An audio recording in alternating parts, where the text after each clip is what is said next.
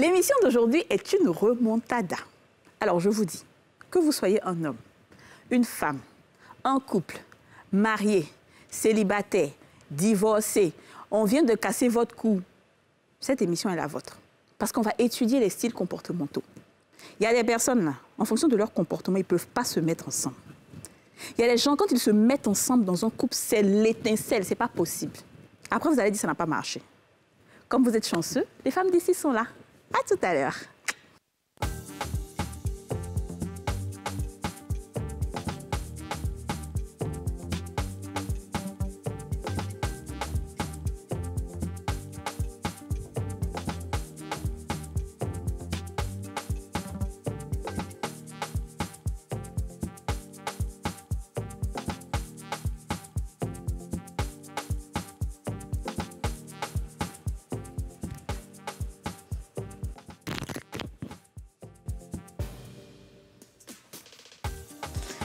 Bonjour et bienvenue dans ce nouveau numéro des Femmes d'ici. Bon début de semaine à tous. On vous souhaite une semaine fructueuse.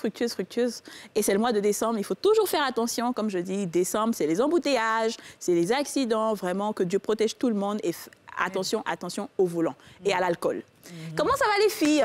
Très bien et très bien. Diva forever, diva today and for December. Il est 13h05 et... Les femmes prennent le pouvoir. Nous sommes aussi en live sur Facebook. Je ne cesse pas de répéter. On est en live sur Facebook. Partagez. Et puis, mettez les cœurs. Les cœurs, là, c'est rouge, comme ça. Vous mettez ça bien. C'est pas l'autre rouge, là. C'est le rouge comme ça, là. C'est le rouge comme ça. On se connaît. Ça va, Didjou, ça? Ça va aller. Ça va aller. Je pense que t'as eu un week-end un peu... Ouais, je suis encore un peu fatiguée. Mais ça princesse, depuis on a dit à faire des princesses, là. La fille, elle va nous faire encaisser ici jusqu'à fatiguer. vous allez confirmer le code. Tu as fait quoi week-end et puis tu es fatiguée? Ah, faut poser la question. Bah, écoute, j'étais censée aller me détendre. Mais la semaine dernière, il y avait une coach love ici, là. Je sais pas trop, tu as pris des produits, moi je sais pas où tu es partie avec. Les mains. Les filles, aujourd'hui, comme je dis, c'était une remontada parce que on avait abordé un sujet là, dans l'une de nos émissions précédentes et on va en parler vraiment dans le détail aujourd'hui. Ce sont les comportements, les styles comportementaux. J'avoue que je ne savais pas qu'il y a des comportements qui ne peuvent pas se mettre ensemble. C'est-à-dire, pour moi, en fait, ben, tu t'adaptes, quoi. C'est-à-dire que ça va aller, tu vois. Je dis... Quand on dit incompatibilité, là... Je dis, en physique, là, même, là, on dit deux pôles de même signe se repoussent, deux pôles de signes contraires s'attirent. Mais non, imagine donc, toi, ton sein est chaud. Et puis les gars aussi, son sein est chaud. Vous deux dans une même maison, ça va donner quoi? Mais souvent, ça marche. Pas forcément. Moi, par exemple, je suis chaude de nature, extravertie. Comme je dis souvent, il me faut un gars calme. Non, il faut... Un gars qui est un peu introverti, mais qui me maîtrise, mais calme. Mais quand il est chaud comme moi, là, ça ne tarde pas à arriver au main, gifle par-ci, par-là. C'est bon. Il est chaud. À la violence. Non, à la violence. C'est pour ça que... Comme c'est non à la violence, je prends un gars qui prend un gars, il était dit. Mais il maîtrise, il a de la personne, tu vois, non? Il a de la personnalité. Voilà, il peut maîtriser ce gabarit-là. Et Didjous? Bah écoute, moi, je préfère en tout cas quelqu'un de très calme, de très posé, quelqu'un de très réfléchi, mais qui a de la poigne. Parce que je suis quand même difficile à canaliser. Donc, il faudrait que la personne puisse taper sur la table quand il faut, quoi. Voilà, parce que sinon, je peux rapidement prendre l'ascendant. L'ascendant même. J'ai dit, mais cette fille-là, c'est nous à la provoquer. Alors aujourd'hui, je t'ai dit, t'as Et toi, qu'as-tu dit dans ton cas? Non, alors moi, comme je l'ai dit là, je suis d'accord, hein, je comprends que effectivement, quand tu es une fille très extravertie et tout, c'est bien d'avoir une personne calme. Mais moi, de nature, comme j'ai eu un papa très autoritaire et très dur, donc moi, je ne peux pas avoir un homme aussi qui crie, un homme qui est autoritaire. Mais ça, je pense que c'est depuis l'enfance, tu vois. Mais je veux dire, même dans la généralité, je ne savais pas qu'il y a des comportements, il ne faut vraiment pas qu'ils se mettent ensemble. Pour moi, je me suis dit que, bon, ben écoute, on est tous des hommes, on peut faire des efforts, tu vois ce que je veux dire? Avec l'amour, on va changer. Mais je ne sais pas que... En vrai, toi, finis toujours par ça. Exactement. Et quand je dis comportement, c'est pas genre il tromper ou bien tout. Non, c'est des attitudes, c'est des gestes. Tu vois, on va en parler tout à l'heure. Comme il y a des désordres, il y a des trucs. Hein? Et je vous ai dit aujourd'hui là-haut, toute personne qui veut se mettre en couple dans sa vie là, doit s'asseoir et puis écouter cette émission-là. Ou bien qui veut expliquer pourquoi il a eu un gourmet. Vous allez comprendre pourquoi ça n'a pas marché avec Vanessa. Alors, on va poser la question aux Ivoiriens maintenant. Que recherchez-vous chez un homme ou chez une femme? On vous écoute.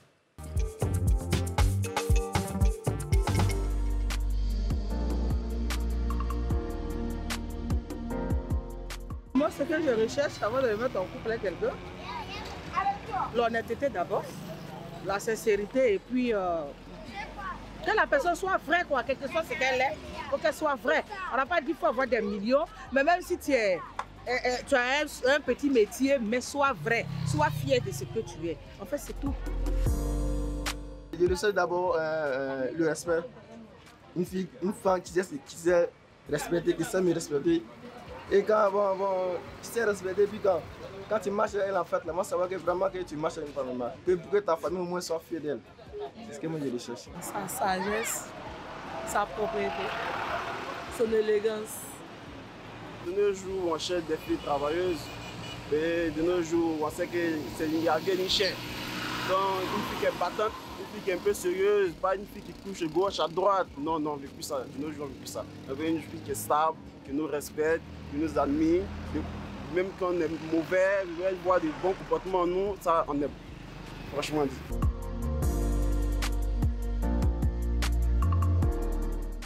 Tu vois, en fait, c'est ce que je disais là. J'ai l'impression que on n'a pas compris. Non, les gens n'ont pas compris. Parce que si on reste sur le fait de les respectueux, tu peux être respectueux et puis tu peux crier. Tu peux être respectueux et puis avoir un sale caractère. Tu vois. Donc, on n'a pas vraiment compris. Et c'est pour ça que cette émission est bienvenue. Parce qu'on va rentrer en profondeur. Merci. On va aller comme des sous-marins dans l'eau. On va aller crescendo. On va aller, voilà. On va aller chercher Mamie Wata pour la ramener en surface. Exactement. Et nous serons avec moi, je pense, les meilleurs invités parce que c'est eux qui nous ont insufflé ce thème-là.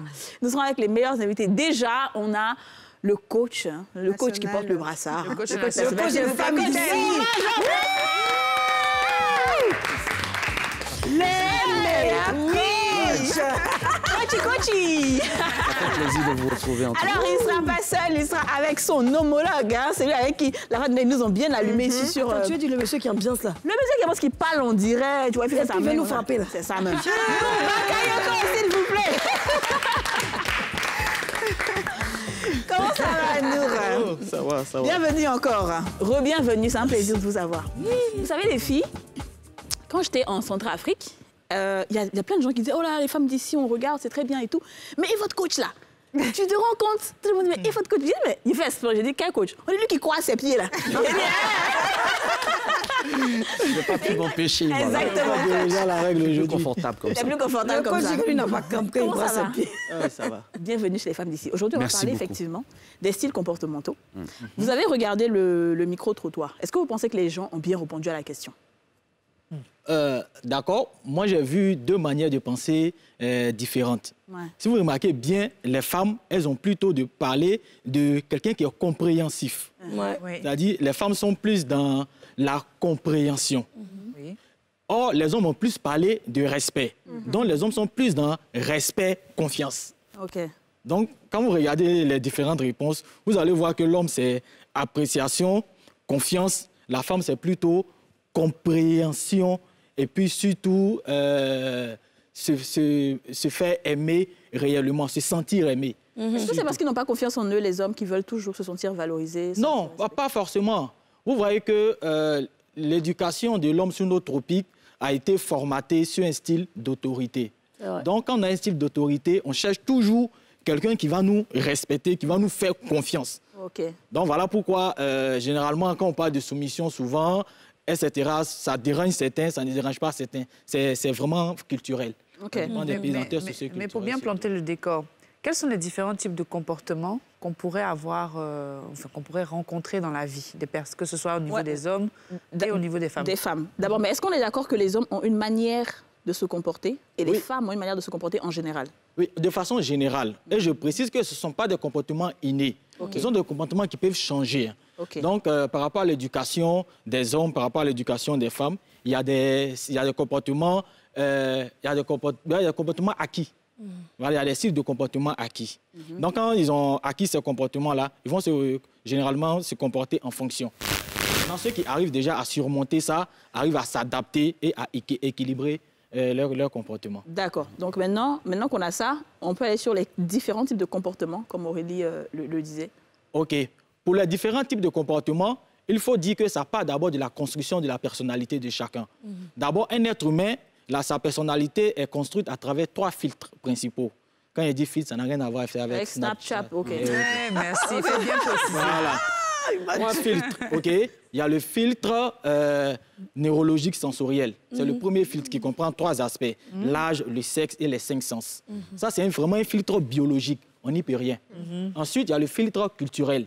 Le filtre culturel comprend la religion, la tradition, etc. Et enfin, il y a le filtre personnel. Le filtre personnel, ce sont nos acquis, nos réussites, nos succès, nos échecs, nos expériences, nos propres expériences de la vie. Okay. Vous allez voir qu'au niveau du filtre neurologique sensoriel, ça, c'est naturel. Il n'y a pas de souci. Et puis, il y a le filtre acquis culturel et il y a le filtre acquis personnel. Vous allez voir qu'au niveau de ces deux-là, il y a certains qui restent bloqués au niveau du filtre culturel. Généralement, on les appelle le conservateur. Et puis maintenant, il y a le filtre où la personne a eu des expériences, etc. Et par rapport à l'expérience qu'il a eue, soit il est positif, soit il est négatif. L'expérience qu'il a eue. C'est vrai. Je comprends. Et donc là, j'ai compris aussi. C'est vrai. J'étais en train d'essayer de comprendre, mais on comprend. Et donc là, on vient maintenant sur les styles comportementaux qui sont tirés des styles d'attachement. Donc, vous allez voir qu'on a généralement le style sécu. Dans sécu, on a sécurité. On a sécurité. Ce sont ces personnes-là qui aiment autant qu'on les aime, qui se donnent autant qu'on se donne. Mais généralement, ces personnes-là, c'est tu m'aimes, je t'aime. Tu m'aimes pas, bon, je me préfère. C'est-à-dire qu'il ne faut pas trop les tapages. Comme la voisine, c'est moi. C'est-à-dire que ces personnes-là resteront dans leur coin si on ne les aime pas. Parce que ces personnes-là ont appris à construire un système de bonheur de telle sorte que la présence de quelqu'un dans leur vie, ce n'est pas une nécessité, c'est un choix. D'accord, ça c'est les sécures. OK, voilà. On continue. Donc, après la personne au style sécu, vous allez tomber sur la personne au style désengagé ou bien carrément, d'autres diront dégagé. Ce sont ces personnes-là qui ont peur de s'investir réellement dans la relation. Parce que généralement, ils ont reçu une blessure qu'on appelle la blessure de trahison. Donc, ils ne veulent pas s'investir pleinement. Pourquoi après, ils se disent qu'on va se casser la figure. Donc, généralement, ils sont dans la relation. Et quand ça devient un peu trop sérieux, quand ça tend vers l'engagement, lui, il commence à enlever son pied dedans. Parce que pour lui, c'est un problème. L'amour devient réellement un problème lorsque ça devient très sérieux. Il a peur. Voilà, lui, c'est le gars, non, bon, de toutes les manières, on est ensemble, mais bon, voilà, je préfère ma liberté, mon autonomie. D'accord. Leur sa liberté, leur autonomie. Donc, ça, ce sont ces personnes-là. Vous allez trouver les personnes au style anxieux. Comme on dit, eux, pour eux, sont beaucoup préoccupés.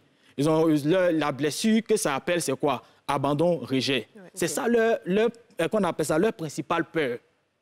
Ils ont peur, chaque fois quand le partenaire est dehors, quand le partenaire n'est pas là, ils commencent à avoir peur.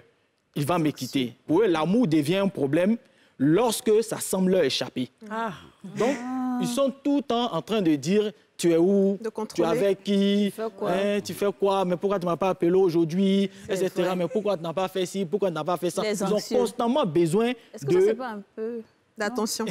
Ils ont constamment besoin d'attention, d'être chouchoutés, toujours. Ils ont constamment besoin de ça. C'est vrai. Le problème, c'est qu'arrivé à un moment donné, ils étouffent leur partenaire. Parce que si tu rencontres des partenaires qui est, par exemple, désengagé ou quoi, tu es mort.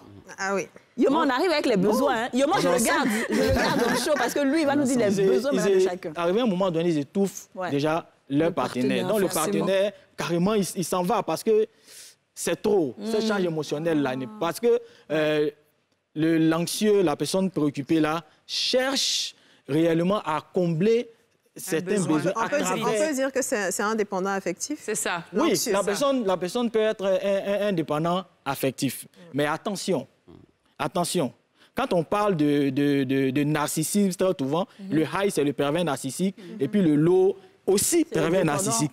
C'est-à-dire que lui, il ne va pas agir comme l'autre, le high. Mais lui, à son niveau, c'est dans la demande qu'il est beaucoup. Donc, il a tendance à faire culpabiliser l'autre par rapport aux besoins qui ne sont pas assouvus. Le problème, c'est que... La vérité, mais comment on va faire tout ça? Attends, on va finir avec les... Dans cette émission, je vous l'ai dit, non? Donc, après, on a la dernière personne, ça, c'est le style un peu ambivalent. La personne ne sait pas réellement ce qu'elle veut.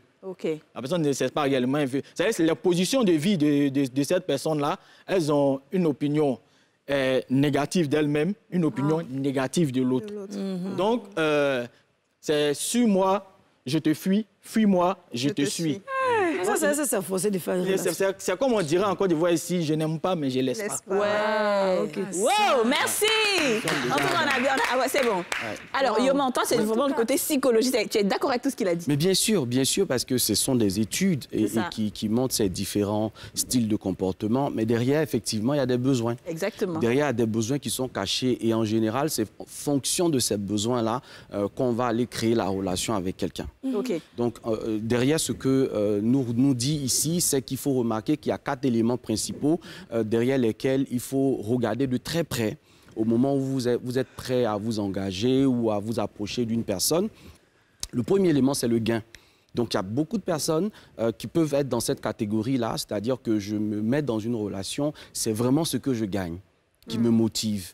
Donc, si c'est le gain, ça veut dire financièrement ou bien ce que je gagne de l'argent, je gagne de la notoriété. C'est ce qui va faire que la personne va se retrouver dans une relation avec une star, avec un artiste, avec quelqu'un de connu, avec quelqu'un de célèbre. Et puis, finalement, la personne peut ne pas se retrouver dans le standard classique de « mais la personne ne t'aime pas, pourquoi tu es là-bas ?» Mais parce que d'une certaine façon, en étant avec la star, je suis un peu une star. En étant avec cette personne-là, je gagne quelque chose. Donc, ce que je gagne est déterminant pour moi. Derrière aussi, il y a l'énergie. Et ça rejoint un peu la personne anxieuse dans la relation. Elle est motivée, en fait, véritablement par l'énergie. Je sens ou je ne sens pas. Donc, il y a des fois où cette personne-là va être dans des difficultés dans la relation parce que pour elle, pour que je puisse sentir que tu m'aimes ou que je puisse savoir que tu m'aimes, il faut que je le ressente à travers un certain nombre de choses que tu fais ou que tu ne fais pas.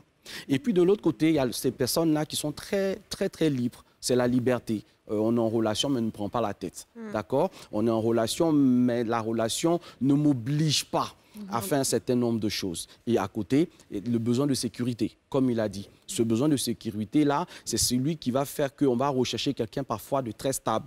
On va dire, j'aime pas les gens de dehors, j'aime pas les gens qui ont une vie de boîte de nuit, etc. Parce que la personne a besoin d'être fixée sur un certain nombre de choses. Et puis, très souvent, l'avenir aussi nous inquiète. On a besoin de savoir que c'est quelqu'un de responsable, donc qui pourra prendre soin d'un certain nombre de choses. Donc, si le partenaire est dépensier, s'il ne gère pas bien, voilà, on est vraiment dans ce besoin-là. Donc, il faut vraiment faire attention à ces 4 éléments-là et savoir qu'en fait, en chacun d'entre nous, il y a un peu de chacun de ces éléments qui sont présents. Et puis, il y a un style qui va être préférentiel par rapport aux circonstances dans lesquelles l'on se retrouve. Moi, je veux demander comment on reconnaît une personne qui est émotionnellement instable. Avant de se mettre en couple avec quelqu'un, l'un des critères, en tout cas l'un des critères, c'est de rechercher une personne qui est émotionnellement stable. Comment je fais pour savoir qu'une personne est émotionnellement instable pendant les échanges ou pendant que tu apprends à connaître la personne? Parce qu'il y a des personnes qui cachent bien leur jeu et quand tu te retrouves en relation avec eux, tu découvres une personne qui a énormément de souffrance en elle, tu retrouves une personne que toi, tu dois maintenant soigner, alors que tu n'es pas là pour ça, en fait. On ne peut pas tout de suite se dire la personne en face de moi est instable émotionnellement. Mais il y a des émotions, par exemple, comme la colère. Il y a des émotions comme le besoin de se sentir rassuré qui va se manifester à un moment précis de la relation. Vous allez vous rendre compte que la personne est en position de demande constante. C'est-à-dire qu'à la limite, c'est un peu comme si cette personne-là s'appuyait sur vous pour avoir équilibré certaines émotions, par exemple. Donc, au début, ça va être un peu délicat. Pourquoi? Parce qu'on se dit, la personne m'aime. Ouais, c'est ça. Donc, quand elle n'arrive pas à avoir de mes nouvelles, c'est presque normal qu'elle s'inquiète, etc. Mais parfois, cette inquiétude-là est un peu excessive et n'a pas de sens. Quand, par exemple, on vous a rassuré sur le fait qu'on est à une émission et qu'en étant à une émission, on doit fermer nos téléphones, en tout cas, et que tu essaies de m'appeler à ce moment précis-là et que tu contactes la direction, tout le staff de LCI, sous le prétexte que tu n'arrives pas à m'avoir au téléphone, à ce moment-là, ça doit interpeller et faire comprendre que ce n'est pas seulement le fait d'aimer qui se cache derrière cette façon de faire, mais il y a quelque chose qui se passe. Quelqu'un qui est peut-être très détaché. Est-ce que je m'apprête à demander? Qui s'en fout un peu à la limite. Qui s'en fout de quoi? De la relation? Non, pas de la relation. Quelqu'un qui est vraiment très... qui te laisse faire ce que tu veux sans pour autant... Qui peut s'apparenter à quelqu'un de sécure. Ça veut dire, tu es là, je suis là, tu n'es pas là, je ne suis pas là. Cette personne, en fait, qui rejoint un peu ce que tu veux dire. Je vais laisser nous revenir. Oui, merci. Je rejoins un peu ce que Coach Yoman a dit. Vous voyez, il y a souvent des paroles symptomatiques. Il y a des comportements souvent symptomatiques. Souvent, tu causes déjà avec une personne, elle est toujours en train de dire que moi, les trucs comme ça, moi, je n'aime pas, de façon très subtile. Que non, voilà, aujourd'hui, elle est sortie, elle est partie, ta camarade là, elle a fait ci, elle a fait ça. C'est dans le langage, tu comprends en réalité ce qu'il n'aime pas. Parce qu'il y a des choses qu'on ne veut pas dire de peur de choquer, voilà, de choquer, de blesser. Donc, vous allez voir, quelqu'un va dire, non, mais moi, ma maman dit que, une grande personne, hein, mon papa dit que, etc. Parce que vous allez voir que maman, bien papa. Dans les différents styles d'attachement, comme je l'ai dit là, en chacun de nous, il y a le bon, la brute et le truand. Exactement. Ouais. Donc, la personne que tu nourris là, c'est la personne qui ressort tranquillement. Donc, les 4 styles, il y a 2 sous-styles qui vont venir supporter les 4. Vous voyez, on a le sauveur et puis on a le contrôlant qui vont venir supporter soit le désengagé, soit l'anxieux, non, pardon, l'ambivalent. Qui vont venir les supporter les deux. Parce que le sauveur, c'est cette personne-là qui a tendance à tout donner, mais qui ne veut rien recevoir. Ok, moi, je veux ça. On n'a qu'à me donner ce mot. Voilà. Tu as tout donné, mais qui ne veut rien recevoir. Tu as besoin d'amour, tu as ceci. Quand tu veux lui faire un cadeau, non, c'est pas grave, non, faut garder. Il est où, bébé? Cette personne est désengagée, mais elle veut garder le contrôle. C'est ça, exactement. La personne est désengagée, mais veut garder le contrôle. De telle sorte que... Mais comment on fait ça là? Oui, et derrière ce que nous est en train de dire, c'est une sorte en fait d'attitude hautaine en fait. Parce que qu'est-ce que la personne fait? Elle se protège de quelque chose. En donnant, c'est moi qui ai le dessus à la vérité. Et je n'attends presque rien de toi. Parce que quand je vais commencer en fait à recevoir de toi, ça va créer une attente. Et cette attente-là, elle est difficile à gérer pour moi. Elle est difficile à gérer. Donc, je préfère être celui Et justement, je vais vous dire, les téléspectateurs attendent cette pub-là. De suite. Qui attend la pub?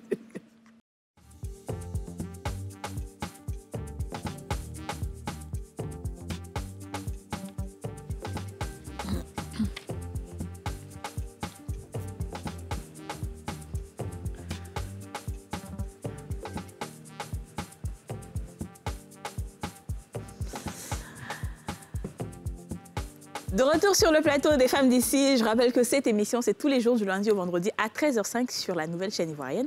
Et aujourd'hui, nous sommes avec coach Yoma Jean-François et Nour Bakayoko qui sont en train de nous enseigner la vie. Ils sont en train de nous dire, en tout cas, ce qu'on devait nous dire quand on était petits, là. C'est ça, ils sont en train de nous dire. Mais comme il n'a jamais été dit, il y a même les calmes, on est en train de réfléchir aujourd'hui, là.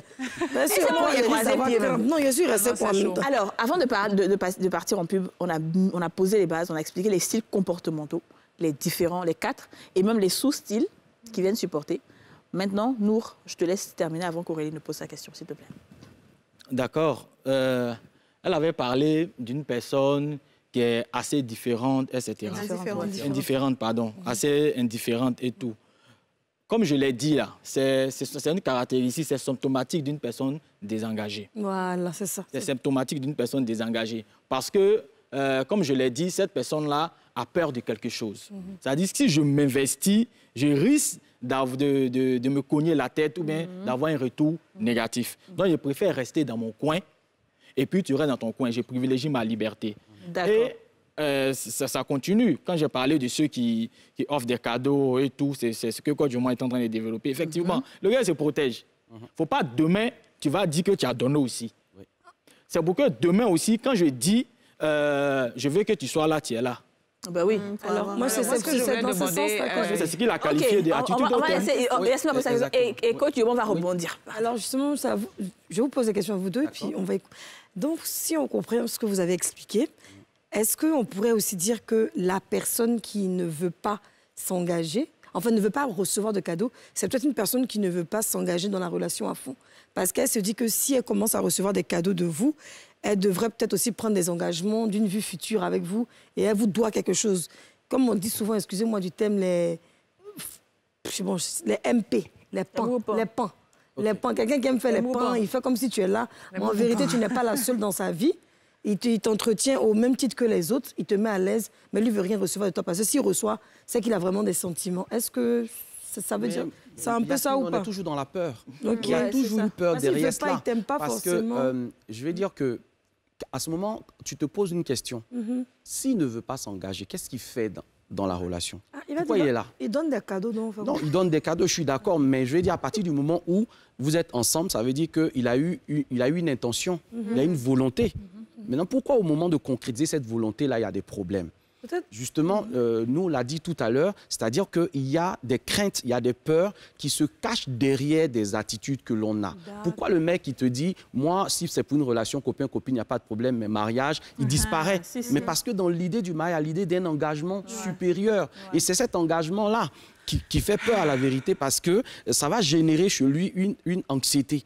Voilà, ça veut dire que si on est marié, il y a des choses que je ne peux plus faire. Je te dois un certain nombre de choses. Parce que peut-être dans sa compréhension des choses, parce que il a dit dans les 3 filtres de la personnalité, mais cette partie biologique-là, mais c'est un héritage aussi de mon père et de ma mère, dans cet héritage biologique-là. Donc, regardons un peu l'environnement dans lequel cette personne a évolué. Si dans cet environnement-là, c'était fait de violence, de mépris, de désengagement, de désintérêt, pour lui, le mariage n'a aucun sens, en fait. Donc, du coup, la personne grandit en construisant dans son esprit aussi une vision de la vie à deux par rapport à ce qu'il a été amené à voir. Toutes les filles... qu'elles le sachent ou qu'elles ne le sachent pas, consciemment ou inconsciemment, elles désirent un homme dans leur vie qui soit à l'image de leur père.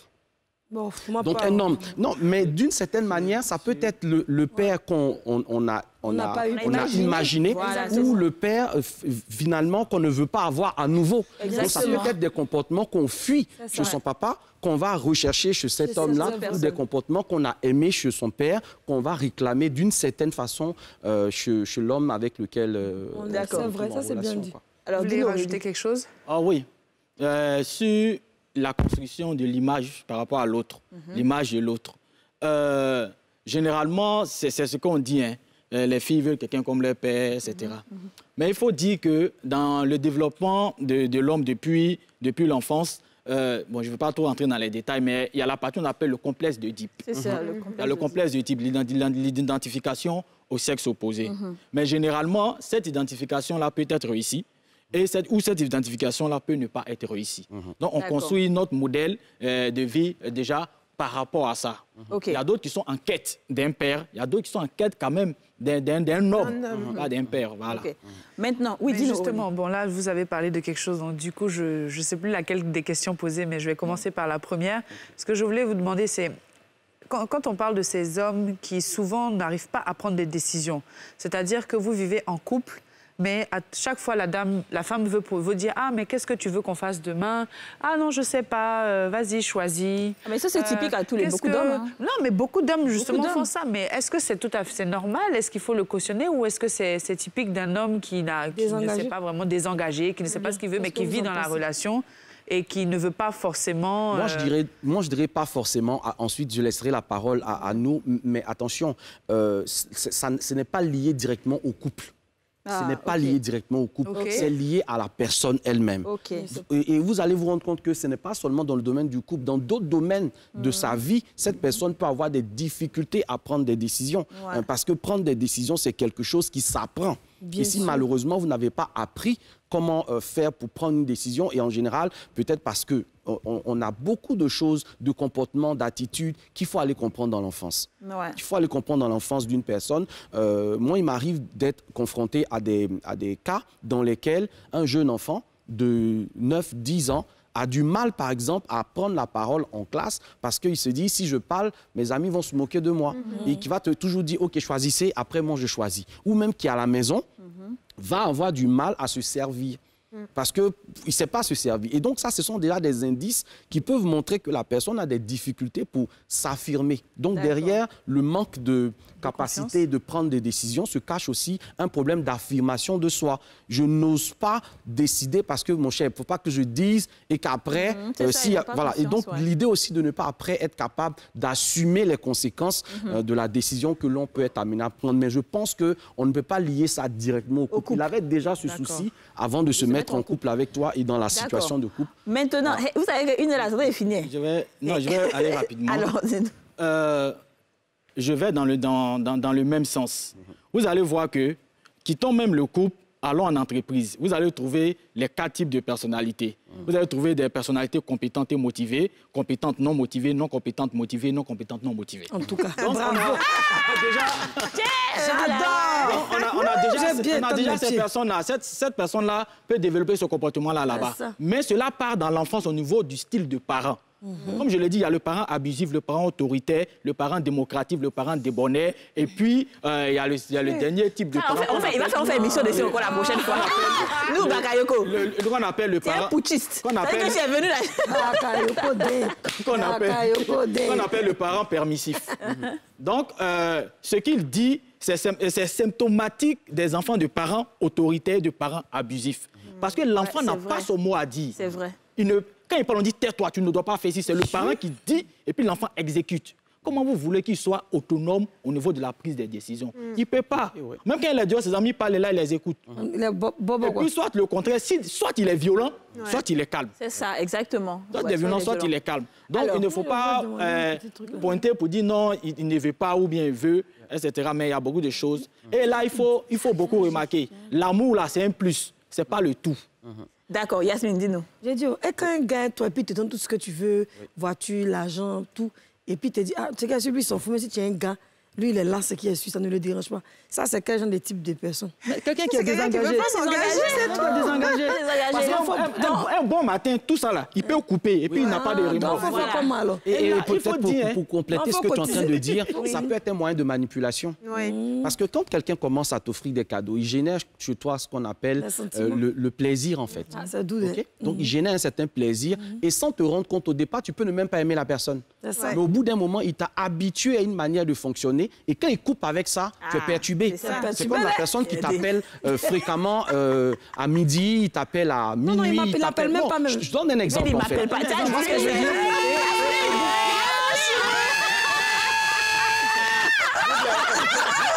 Il a mal dit. Je termine là-dessus. Ce que je veux dire ici, c'est que sans te rendre compte, cette personne-là est dans son style d'attachement. La personne est en train de te lier à elle, mais sans que tu ne te rendes compte. Donc, à malin d'ennemi. À un moment donné, quand tu vas te rendre compte que tu t'attaches à cette personne, en fait, il y a longtemps qu'elle ne s'était pas attachée à toi. Et c'est toi qui commences à lui courir après et il te manipule. Parce que, voilà. Pour revenir à ce qu'il a dit, ce qu'il est en train de dire est tellement important. C'est généralement, en fait, parce que j'ai reçu tellement de cas comme ça.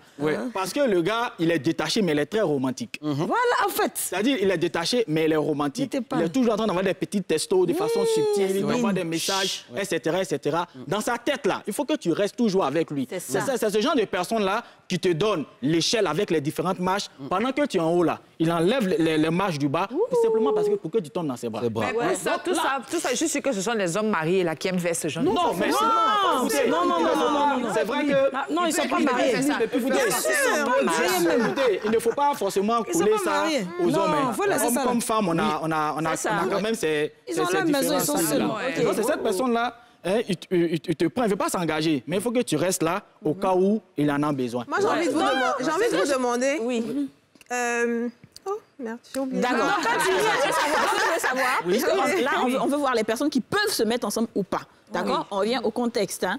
Quels sont les personnes? Donc, sécure, anxieux, ambivalent, désengagé. Qui ne peut pas se mettre avec qui? Oui, surtout, pardon, avant de répondre, tu as dit quelque chose tout à l'heure, tu as dit, mais je ne suis pas là pour soigner l'autre. Alors qu'en réalité, quand on est un couple, on est censé justement s'apporter mutuellement quand même de l'aide pour pouvoir évoluer. Est-ce qu'il faut culpabiliser du fait que la personne a un problème et que tu peux l'aider et que finalement tu ne le fais pas? Donc déjà, on va dire qui ne peut pas se mettre avec qui et à quel moment est-ce que quand on se met ensemble, on peut faire des efforts, à quel moment on ne peut même pas faire des efforts. D'accord. Et puis après, je reviens à ça. Exactement. Vous savez, on a tendance à dire, tout le monde, que le cœur a ses raisons. Que la raison ignore. Que la raison tolère. Maintenant, le cœur a ses raisons, que la raison tolère. Sinon, on est bien conscient de certaines choses. Mais comme on dit en Côte d'Ivoire, on tape l'œil. C'est-à-dire qu'on ne fait pas attention. vous êtes avec quelqu'un qui a le style sécu, et s'il se met avec un sécu, déjà, pour la ça, c'est en physique que deux bords de même truc, ceci, se repoussent. Sinon, en matière de relations, là, deux sécus, ça peut marcher. Parce qu'ils ont déjà développé leur truc, quoi. Plus, ça fait plus. Ça. Voilà. Donc, ils sont vraiment dans leur élément. Ils évoluent. Vous prenez un sécu et puis un anxieux, un préoccupé, là, quelqu'un qui est anxieux.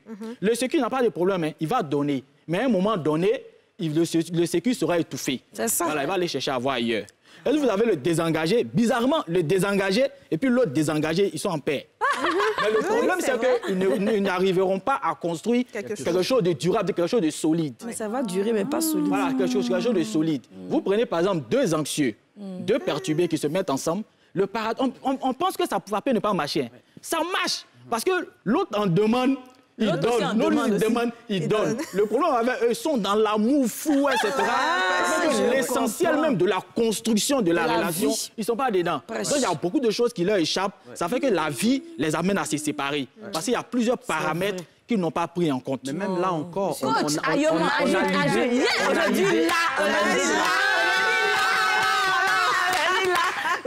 Là, on a l'idée de la concurrence.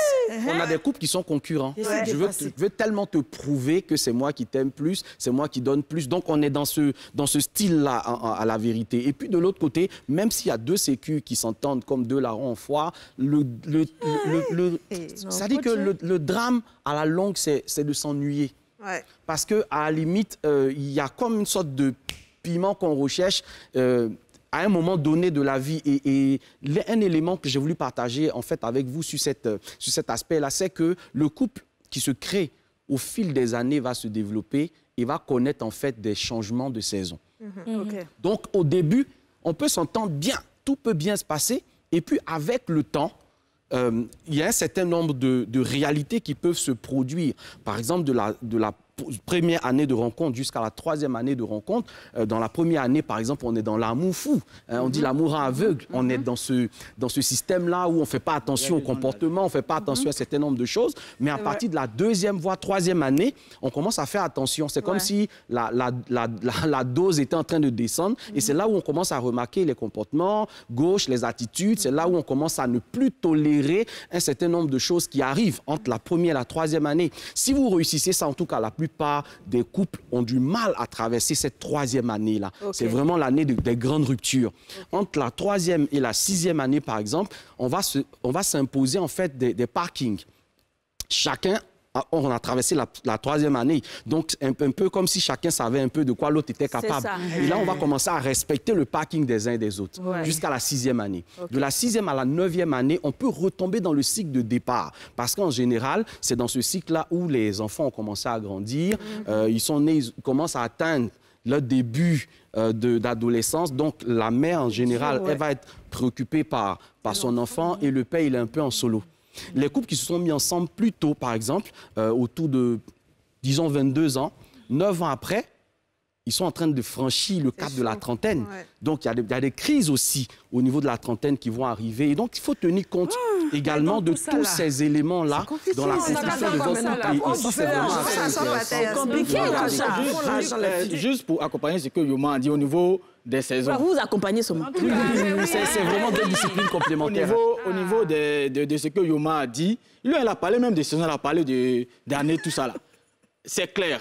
Hein? Les relations amoureuses, une fois je le disais, c'est vraiment les 4 saisons de l'année, quoi. C'est-à-dire, au début, là, c'est comme le printemps. C'est ça. Ce sont des colombes, on est doux, on est amoureux, ça ne s'épanouit, on s'envoie des textos, des sextos, tout ça. Et puis après, on a qu'on appelle ça. Il n'y a plus sexto, c'est tout. On est en été. On est en été, ça veut dire le soleil sort un peu, la relation a mûri. On voit les amis maintenant. Dit non, toi tu as fait ceci, les papatos, les gens mettent un peu, les gens s'investissent, tout ça. Donc ça devient, comme il a dit, ça devient un peu compliqué. Parce qu'on est dans lui là a dit, est-ce que tu as fait, est-ce que tu n'as pas fait. Et puis on reste dans ça, on tombe dans l'automne. Donc les petits morceaux de sentiments qui restent à sauver là, ça commence à partir un peu. Et quand on n'arrive pas à gérer ça, on tombe dans l'hiver. Ouh, la fraîcheur. C'est classique. Ça gèle les cœurs. Ça gèle les cœurs. Ça gèle les cœurs. Du coup, Du coup, on prend des décisions à la va-vite. Je m'en vais, tout. On se surprend à trahir ces décisions-là, mais on est là. Parce on revient après. Voilà, on revient, parce qu'on se dit que, on peut rattraper certaines choses. Et quand on n'arrive pas à régler les problèmes là, carrément, c'est la rupture. Donc, comment atteindre l'autre printemps-là? C'est ce qu'il faut rechercher. Dans le couple, généralement, on a tendance à exprimer nos frustrations au lieu d'exprimer nos besoins. Donc, ce qui fait qu'on ne se comprend pas. Le monsieur, il est tout le temps parti. Peut-être que c'est un fonctionnaire international ou bien un travail, ou bien soit. Il est tout le temps parti. La dame, elle a dit non, tu es tout le temps pas là, tu n'es pas là, tu rentres tard, etc. Voilà. Même quand tu es là, tu penses à ton problème d'argent. Ton problème d'argent, c'est-à-dire que. J'aime ça, elle est en train de se plaindre de quelque chose. En réalité, c'est qu'on appelle ça, c'est un cri de cœur. Oui. Elle a besoin d'assurance, elle a besoin de sécurité. Mais quand pardon, coach. Vas-y. Et l'homme, s'il ne comprend pas ça, il va dire, mais toujours toi qui es en train de se plaindre. Mais toujours toi qui es en train de faire ici. Il va t'as quel problème? Et là, il aurait pu dire simplement, non, il ne faut pas t'inquiéter, tu sais que c'est le travail. Je vais t'appeler si je rentre. Tu sais que c'est toi qui es dans ma vie, non, tout. La réaction dans la femme, non, tu m'as blagué comme ça, d'accord. Que Dieu t'accompagne. Ouais. Mais dans le cas où vous vous disputez, non. Et puis dans la dispute, là, tu lui exprimes une frustration en disant, mais toi, ce que tu fais là n'est pas bien, je n'ai pas apprécié et tout. Et puis lui-même, il dit, ah, mais toi-même là, toi-même, tu sais pas que toi aussi là, tu fais ci, tu fais ça, tu fais ci, tu fais ça. Et puis ça devient pas tu m'as dit quelque chose. C'est que Noura l'a dit et je le redis encore. Tout ce que tu as fait avant. Il n'y a pas que ce que tu exprimes, il y a la manière de l'exprimer aussi. Parce que si je me sens menacé en face de ce que tu me dis, la réaction normale, c'est de réagir. C'est de ne pas me laisser faire. Mais je pense que dans l'une de nos émissions, j'ai donné cette manière de faire du feedback qui consiste en fait à regarder ce que vous avez à dire à la personne un peu comme un burger. OK? VAM. Valorise je ne connais pas une personne que tu valorises, à qui tu dis ce que tu apprécies, etc. et qui va être dans une posture de défense ou dans une posture de te taper là-dessus. Mais là, c'est une dispute, c'est qu'elle dit. Là, c'est une dispute. Je reviens sur ça. Moi, je vais poser une question après. Vous voyez, c'est un des cavaliers de l'Apocalypse. C'est-à-dire que on a... C'est dans la Bible maintenant, tout ça. On a les 4 cavaliers de l'Apocalypse qui viennent pour détruire le couple. Le retour de Jésus. C'est-à-dire le premier, là, c'est la critique négative. On est toujours en train de dire à l'autre, tu ne sais pas faire ci, tu ne sais pas faire ça. C'est la critique négative. Ensuite, le deuxième cavalier, plutôt, c'est le mépris. On méprise son partenaire. On ne la respecte. On ne le ou la respecte pas. Donc, le partenaire se sent presque inutile ou bien abusé. Donc, après, ce que vous dites, c'est ce qu'on appelle l'attitude défensive ou la contre-attaque. Parce qu'on a une critique principale. Donc, lui, il vient, il contre-attaque. Donc, ce qui fait qu'on n'a pas de solution, mais plutôt on amplifie la dispute. Donc, soit ça tombe au niveau du 4e cavalier de l'Apocalypse, qui est la dérobade. C'est-à-dire que soit l'homme se lève carrément, elle est en train de parler, non, et puis il se lève et puis il sort. Il ne veut pas entendre. Alors que, généralement, par rapport au comportement acquis, la femme exprime ses émotions. Elle dit. L'homme, il est plutôt calé, garde. Pour exprimer ses émotions même, c'est compliqué. Souvent même là, il a sa chérie qui est là, voilà. Il a du mal à apprécier. Moi, elle est déjà là. Tu vois qu'ils vont par exemple à un rendez-vous, DJ sort, elle a fait une nouvelle coiffure, toute sapée, bien chic là. Et puis il est assis, il attend quand elle sort, il regarde, tu as fini, ok, allons. Il y a quelque chose qui manque, non? Mais justement, la quelque chose qui manque, ce qui manque là, elle ne va rien dire. Mais quand ils vont arriver chez l'ami de monsieur qui est coach Oman, le coach Oman va dire à Didier, non, mon beau, non, mon frère, mais tu as une belle femme. Il y a combien elle est sapée? Non, c'est femme que tu as eu là. Tout. La réaction de Didier, toi au moins, avec un regard méchant sur le côté. Voilà, on va dire toi au moins. Alors que lui, dans sa compréhension de l'homme, quand lui, il ne parle pas là, c'est bon. Parce que s'il n'aimait pas Kadi, s'il n'aimait pas, elle allait dire, c'est quoi ça là? Exactement, c'est vrai. Non, mais non. Les gens, ils n'aiment pas. Mais ça, c'est un faux problème. Et j'ai eu cette conversation avec ma mère parce que j'ai dit, quand c'est pas bon, tu dis que c'est pas bon. Mais quand c'est bon, là, faut me dire aussi pour que je sache au moins que je fais bien. Mais ce que tu es en train de dire, c'est tellement important. Ça ne veut pas dire que l'homme, il est comme ça, il ne va pas changer. Je dis bien que c'est un comportement acquis. Parce que depuis la base, on dit quoi? L'homme ne pleure pas. Hein? Que toi, tu es l'homme, tu fais une vraie femme. C'est toujours toi qui es en train de dire non, je t'aime, les trucs comme ça. Tu te commandes une vraie femme. Donc, elle est dans le couple, là. C'est cette pesanteur-là, ça est sur lui, cette charge émotionnelle. Souvent, elle essaie de canaliser. Voilà, mais il y a d'autres quand même qui arrivent à le dire. Voilà, qui n'arrivent pas à le dire, qui le disent. Voilà. Ils sont dus quand même des garanties. Ils sont quand même... J'ai retrouvé ma question, Kadi. Je veux savoir, les 4 personnalités-là, à quel point des chagrins d'amour peuvent les faire changer? Est-ce que c'est possible que c'est... Merci pour cette question, Dija. Et ils répondront à cette question tout juste après la pub. Vous allez me frapper ici.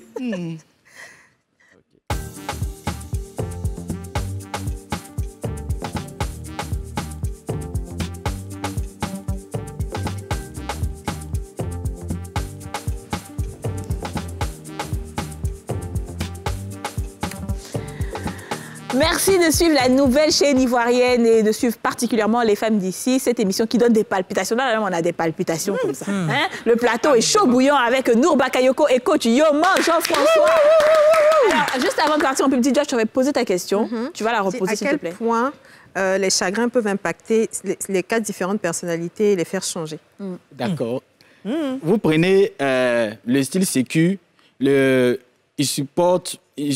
supporte presque pas trop de chagrin d'amour. Parce que en construisant eux-mêmes leur style de bonheur, celui-là tranquille, quand on les quitte, pas qu'ils n'ont pas mal, hein, ils ont mal, mais jusqu'à faire une dépression, jusqu'à aller... Non, ils arrivent déjà à se canaliser. Tu passes à autre chose, quoi. Au niveau du show dégagé, là, désengagé, lui, justement, là, c'est de ça il a peur. Lui, il n'a presque pas de chagrin, hein, parce que dès que la relation commence, dans sa tête, mais c'est me laisse. Donc, du coup, il est déjà préparé à pouvoir supporter ça. Il arrive que le désengagé s'investisse réellement. Mais il a ce petit côté détaché quand même, mais il s'investit réellement. Mais là, quand il cogne le mur, ce dont il a peur, quand il cogne le mur, le chagrin peut arriver au niveau de la dépression jusqu'à développer une tendance maniaco-dépressive. Tiens, là aussi, au niveau des anxieux, là, bon, ça c'est clair. Chaque chagrin d'amour est une nouvelle souffrance. Parce que dans le couple même, la personne même souffre déjà du sentiment d'abandon. Et c'est grave. Le sentiment, c'est grave. Parce que l'élément occasionnant l'abandon est là. Malgré tous ces efforts, la personne considère que non, c'est de l'abandon. Donc la personne souffre déjà de ça. Et quand la personne même s'en va, vous allez voir que cette personne va essayer de faire une tentative de suicide, essayer de rester dans son coin, tout ça. Et généralement, c'est juste pour que les gens lui accordent de l'attention, le regard, tout. Maintenant, l'ambivalent qui ne sait pas ce qu'il veut. Et lui, il a souvent des gourmets. Souvent, les chagrins d'amour, là, souvent, il aligne ça, mais bon, comme il ne sait pas ce qu'il veut, il souffre après, bon, après, en tout cas, nous aller. Nous aller, en tout cas. Puis il est dedans. Donc, ça dit que le chagrin d'amour, là, généralement, ça peut amener d'autres à changer. Par contre, ça peut amener d'autres personnes à vouloir, j'ai bien dit, à vouloir adopter un autre style. Ouais, c'est ça. Parce qu'ils se disent que ça, là, j'ai fait, ça n'a pas marché. Vouloir, par exemple, adopter un autre style. C'est ce que j'allais demander. On a le style principal qui est en nous, hein. C'est ça. On a notre style. Comme les hommes qui disent que quand tu es trop romantique, la femme se fout de toi et donc je deviens macho. Au fur et à mesure de l'évolution même d'une relation, surtout dans une relation, est-ce qu'une personne peut passer d'un style sécure à un style anxieux ou à un style ambivalent? Est-ce que ça peut arriver qu'au cours de la vie, des personnes puissent changer de personnalité? Oui, comme je l'ai dit là, il a donné les 3 filtres. Il y a le filtre personnel qui est là par rapport à ce qu'on a eu à prendre dans la vie courante, etc. Donc, la personne peut quand même changer avec le temps. Mais ça ne sera pas son style principal. Parce que s'il y a un problème là, il va revenir à son naturel. Parce que vous savez qu'il y a un autre élément qu'il ne faut pas oublier sur les différents styles là. Il y a ceux qu'on appelle les adolescents. C'est-à-dire que ils sont adultes et puis adolescents. Voilà, ils sont adultes et puis adolescents. C'est-à-dire qu'ils n'ont pas pu faire tous les adolescents. Ils ne peuvent pas désengager. Au niveau de l'adolescence, ils n'ont pas vécu cette crise d'adolescence, faire les trucs. Donc quand ils deviennent à un certain niveau, il peut être bon, tranquille, mais ça le fatigue. C'est-à-dire, c'est maintenant il va sortir. Là-dessus, tu vas rajouter et on va ouvrir le quelque chose au niveau du perturbé, parce que très souvent, malheureusement, sans se rendre compte, la crainte qu'il a que la relation ne tiendra pas ou ne va pas aboutir peut l'amener à générer des comportements qui vont finir par détruire la relation. On parle alors de complexe de sabotage ou d'auto-sabotage. C'est-à-dire que je ne vais tellement pas que quelque chose arrive, que je vais développer un comportement qui va amener l'autre à se sentir, par exemple, mal dans la relation. C'est le cas, par exemple, des personnes qui, sans se rendre compte, vont constamment être en train de dire « Ah, en tout cas, si ça ne marche pas, moi, je m'en vais. » Ah, en tout cas, franchement, moi, c'est le champ d'attitude avec lesquels... Alors qu'en fait, c'est pas ça que la personne a envie de dire. C'est pas partir que la personne recherche. C'est que les choses se passent bien. Mais à force d'envoyer cette information ou ce langage-là, le partenaire en face va finir par avoir le sentiment que... Toi, tu t'en fous, tu veux partir. C'est-à-dire que chaque fois qu'il y a une difficulté ou chaque fois qu'il y a un truc...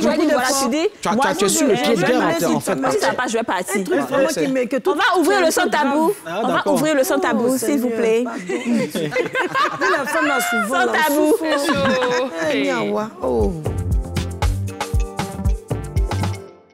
Sans tabou, je vais commencer par Yomo. Est-ce qu'il faut parler de son passé à son conjoint? OK. Par principe, je dirais oui. Par principe, pourquoi? Parce que si je me mets avec quelqu'un qui a accès à mon intimité, avec qui je compte passer le reste de mes jours, il est important que la personne soit informée sur mon passé pour construire le présent qu'on a et puis pour envisager un futur. Mais je dis, en tant que coach, qu'il faut tenir compte de la capacité d'absorption d'un individu. C'est quoi ce que j'appelle la capacité d'absorption? C'est ce que la personne est à même de supporter à un moment donné comme information. C'est-à-dire que je peux peut-être me dire, je suis dans la relation avec mon mari ou avec ma femme, et puis j'ai eu un passé assez sulfureux, etc. J'en parle parce que je me dis, je suis avec la personne de ma vie, OK. Mais je dois observer, en fait, quels sont les effets sur son attitude, son comportement, quand je lui parle de ce genre de choses. La personne peut me dire, non, il n'y a pas de souci, il n'y a pas de souci. Mais je me rends compte qu'après ça, son visage est défait ou la personne est complètement... Deuxième chose que je dois remarquer, dans les périodes de crise dans notre couple, est-ce qu'elle utilise les informations que je lui ai données de mon passé comme un moyen d'invective ou comme un moyen de m'attaquer? Est-ce que ce que je lui ai confié a commencé à diminuer le niveau de confiance que la personne place en moi? Parce qu'il ne faut pas regarder en fait l'âge d'une personne pour croire qu'elle est suffisamment mature pour vous comprendre. Il ne faut pas regarder le fait, et ça je le dis de façon très générale mais imagée, je dis écoutez ce que quelqu'un fait et puis regardez ce que la personne dit. Écoutez ce que quelqu'un fait et regardez ce que la personne dit. Oui, mais parce qu'elle dit, je peux te dire, tu peux tout me dire. Tu sais, on est un couple, tu peux tout me dire. Si tu écoutes ce que je suis en train de te dire, tu vas avoir des problèmes. C'est vrai. Parce que si tu ne fais pas attention à mon non-verbal, à mon attitude, à ma mine qui est déconfite, quand tu es en train de m'expliquer un certain nombre de choses, etc., à ce moment-là, tu ne te rends pas compte que tu es en train de me détruire petit à petit. Pendant que tu penses être en train de créer de la confidence, tu es en train, en fait, d'agir sur ma capacité à te faire confiance. Comment tu peux faire ça à ce moment-là? Parce que tu es déjà en train de lui dire quelque chose. Tu t'ouvres à cette personne-là. Mais tu ne peux pas imaginer qu'en retour, cette personne-là va avoir cette réaction. Non, mais il faut donner des informations à petite dose. C'est pour cela que de toutes les façons et de toutes les manières, il y a des choses que vous n'aurez que de manière expérimentale.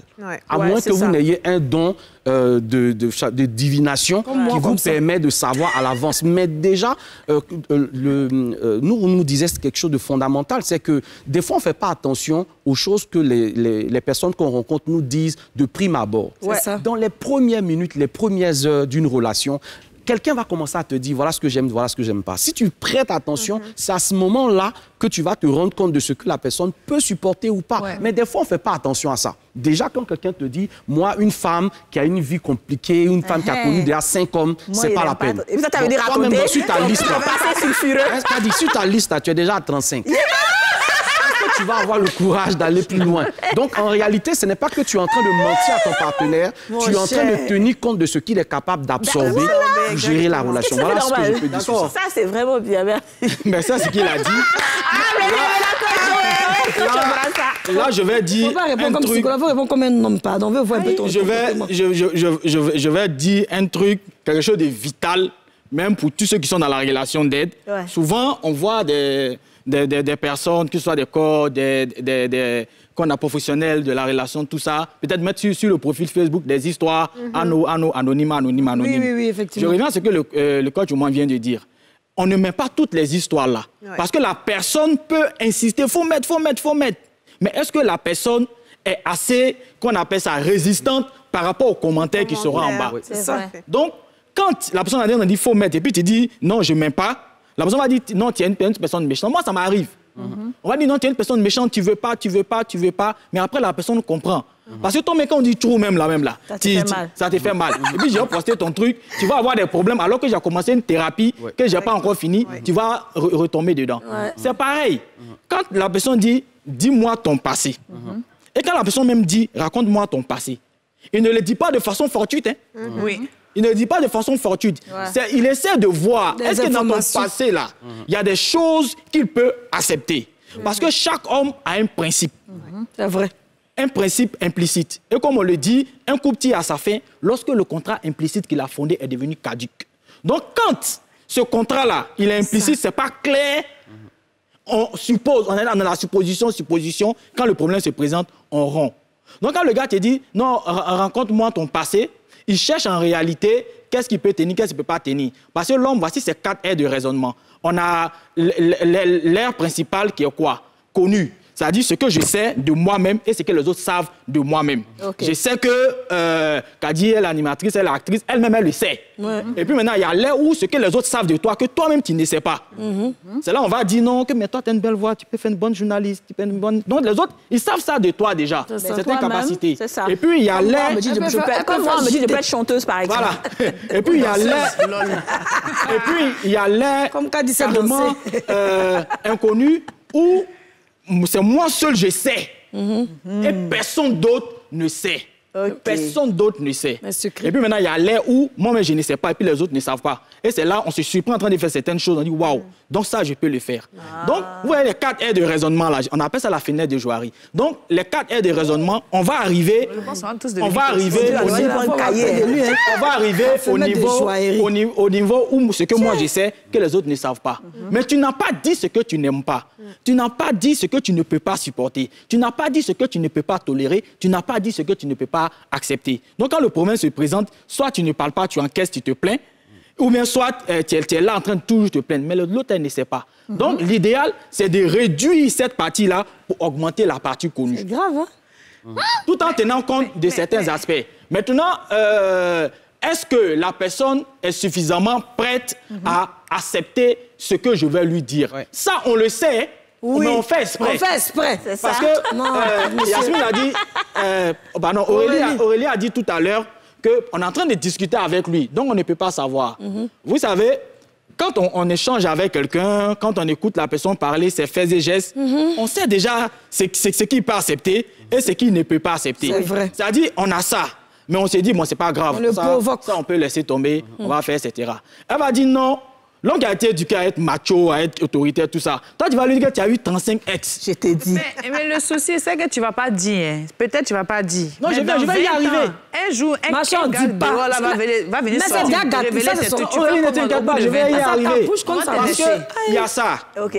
Maintenant, pour une question de parallélisme des formes, c'est que tu ne lui diras pas.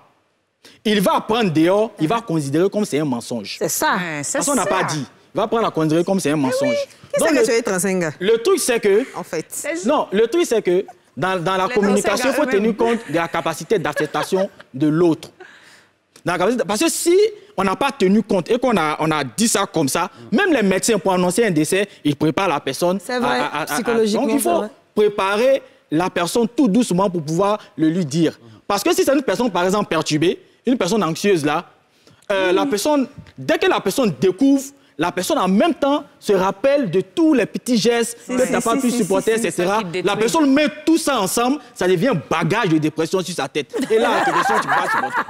Non, moi, je pense peut-on tout dire de son passé et tout? Pour moi, c'est non. Pour moi, c'est non. Il y a des choses qu'on peut dire, par exemple, si j'ai beaucoup souffert dans mon enfance, des choses qui peuvent impacter ma vie de couple. Mon partenaire a le droit de savoir, pour lui aussi ajuster un peu son comportement et se dire peut-être quand je réagis comme ça, c'est certainement lié à quelque chose de mon enfance ou quoi. Mais tout ce qui va être parcours sexuel... parcours de combattant. Est-ce que tu penses que ton parcours sexuel ne peut pas impacter ton couple actuel? Ton parcours du passé ou tes relations du passé, ça ne peut pas impacter... Réponds à la question de l'homme. Si, il faut que tu me dises ça, Dija. Très important que tu me répondes. Est-ce que Oui, si j'ai souffert dans ces relations-là, c'est pas le plaisir que tu as eu, l'expérience que tu as eu, et puis quand tu prends le gars, il est d'accord. Peut-être tu as beaucoup d'expérience. Non, mais ça, c'est positif. C'est pas négatif. Est-ce que ça n'impacte pas ta relation? Si. C'est l'expérience. Donc, parce que des fois, derrière nous, par exemple, je ne sais pas si tu es d'accord avec moi, mais derrière moi, je n'aime pas ça. En tout cas, moi, voilà le genre de choses que je n'aime pas dans une relation.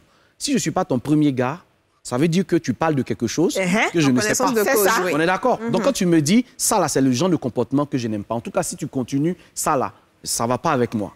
Donc, ça veut dire que tu as déjà... Je t'arrête pas, mais j'ai quelqu'un que je connais effectivement, une amie, qui me disait qu'elle, par exemple, elle n'aime pas qu'on touche sa poitrine quand elle fait l'amour. Elle déteste ça. Mais comment elle va dire à son gars qu'elle déteste ça si elle n'a jamais eu une expérience comme ça? Mais c'est ton gars, ça que tu n'es pas arrivé chez lui vierge. Regarde, par exemple, on a parlé du non-verbal. On a parlé du non-verbal. Il y a aussi, il a parlé des 4 R de raisonnement. C'est elle seule qui sait ça. Oui. Peut-être qu'elle sait ça avec toi, mais lui, il ne sait pas. OK. Voilà, lui, il ne sait pas. Donc, soit de trouver la formule pour pouvoir lui faire avaler la nivaquine. Voilà, trouver vraiment la formule. C'est d'être le plus simple possible, sans forcément rattacher ça à quelqu'un d'autre. Je pense sincèrement que quand tu as un passé sulfuré, par exemple, tu as fait des partous, tu as fait des trucs de fou, ton partenaire n'a pas besoin de savoir ça. Non, c'est pas ce que je dis. Qu'est-ce qu'il va savoir? Ça peut impacter ta relation. Ça va dégrader on dit parler de son passé. Voilà, on ne demande pas de faire un CV. C'est ça, oui. Oui, on n'a pas de faire un CV détaillé. OK? On peut dire... Un résumé rapide. On peut dire... avec les hobbies et tout ça. On peut habiller des choses simples et puis on dit ça comme ça. On appelle ça CV comment? Tu vois? Pour dire ça comme ça parce que... On appelle ça la synthèse. Il y a d'autres, par exemple, ils vont dire ça de façon crue. Oh, c'est cru là même là. La personne ne peut pas accepter. Il faut préparer un peu. Quand il s'agit d'une situation quand même qui a été grave, je prends l'exemple d'une dame qui a été violée et qui rencontre un homme. Souvent, elle a peur de le dire parce qu'elle a peur que son homme aussi la rejette. Est-ce qu'il faut qu'elle lui en parle d'une certaine manière à un certain moment? Ou est-ce que d'emblée, dès qu'elle commence sa relation, elle explique ça pour justement... Je t'aurais dit oui, parce que dans les cas de viol, par exemple, il peut avoir des conséquences sur la sexualité de la femme après. La femme peut avoir un vaginisme, par exemple, où il y a des contractions, des douleurs au moment du rapport sexuel qui sont des douleurs liées, en fait, à ce passé douloureux qu'elle a. Si elle ne dit pas à son homme, parce que je suppose qu'elle est avec son homme, on parle d'un contexte de couple. Donc, tu dois pouvoir dire à la personne, parce que si tu ne le lui dis pas, par exemple, certaines manières même de te toucher, ou certaines façons même de te solliciter sexuellement peut te rappeler cette scène de viol et te faire te braquer tout de suite. Et le gars ne comprend pas que tu l'aimes, mais quand vous arrivez sur le terrain de la sexualité, c'est compliqué, alors qu'en réalité, c'est une situation qui est liée à ce passé-là. Et s'il le comprend, je pense que la manière même de t'approcher, la façon de te préparer à la sexualité peut changer de façon efficace. Donc, je pense que sur ce point-là, on ne va pas cacher un viol qui peut perturber l'équilibre de mon couple, quoi, franchement. Et pour ajouter, pour dire qu'un viol, ce n'est pas ta faute. Donc, ce n'est pas ta faute. Donc, il y a une manière de dire à la personne, et puis la personne sera très compréhensive. Mais arrivé un moment, aussi, quand on n'est pas encore guéri de tout ça, c'est mieux de se faire suivre déjà pour être équilibré déjà émotionnellement pour que progressivement, on puisse se mettre en couple sans problème. Il y a des femmes, par exemple, qui sont afrophobes. Donc, du coup, ça veut dire quoi, ça? Une phobie des relations sexuelles. Une phobie des relations sexuelles. Elle a peur. On a même fait beaucoup de France. C'est-à-dire qu'il y a des femmes qui souffrent généralement de ça. Mais si elles ne communiquent pas avec l'homme, c'est ça. Parce que c'est vrai que l'homme n'est pas thérapeute, mais le thérapeute va inclure l'homme dans la thérapie. Et ensemble, voilà, ça, vous allez voir qu'il va réussir à, qu'on appelle ça, à lui donner une nouvelle naissance, une résurrection carrément. J'ai posé la question de savoir, est-ce que dans un couple, il y a un qui peut guérir l'autre? Oui, la réponse c'est oui. On a dit oui. La réponse est oui, mais en même temps, il faut mettre des nuances. Est-ce que c'est sur tout type de situation que le partenaire vit, que le partenaire qui est en face est capable de gérer? Ça, c'est la véritable question. Mais je pense que quelque part, quand je me mets en couple avec quelqu'un, je souhaite le bien-être de cette personne. Donc, si je partage avec la personne certains soucis que j'ai, il peut ne pas être compétent pour m'aider, mais il peut m'aider à trouver un chemin de solution. En allant voir peut-être M. Nou, qui est psychologue, ou en allant voir un coach humain, ou en allant vers la solution, en fait, qui peut être posée. Mais dire de manière péremptoire, je suis en couple, je n'ai pas la responsabilité de ton équilibre, etc. Je pense que c'est un peu voir... C'est une perception un peu... Et c'est sur ça. Et ce sera votre dernier mot. Nous, ce sera ton dernier mot. Dis-nous. Mais on n'a même pas répondu au bon. Non, c'est bon, on répond Moi, pour terminer, je peux dire que dans une relation, pour aider l'autre, il faut chercher une personne extérieure qui va venir vous aider. Parce qu'on est engagé émotionnellement avec l'autre. Donc, on peut ne pas être objectif. Donc, pour terminer, j'aimerais dire déjà à tous les hommes, c'est que quand ta femme parle en parabole, là, il faut réfléchir en mode décodeur. C'est mieux.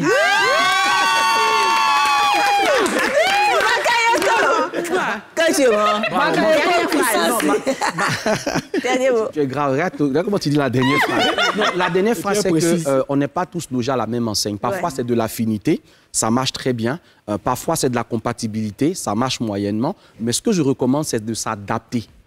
Donc, même si je ne suis pas avec, entre guillemets, la personne idéale, on peut travailler en faisant des efforts conjoints, en faisant des concessions et en apprenant à partir de cette émission-là, à se dire, mon chéri ou ma chérie, j'ai compris à partir de cette émission-là qu'il y a des choses, en fait, en moi-même que je ne savais pas, que cette émission m'a permis de découvrir et vice-versa. On s'assoit, on est en fin d'année. Comment on fait pour que 2022, nous soyons un meilleur couple?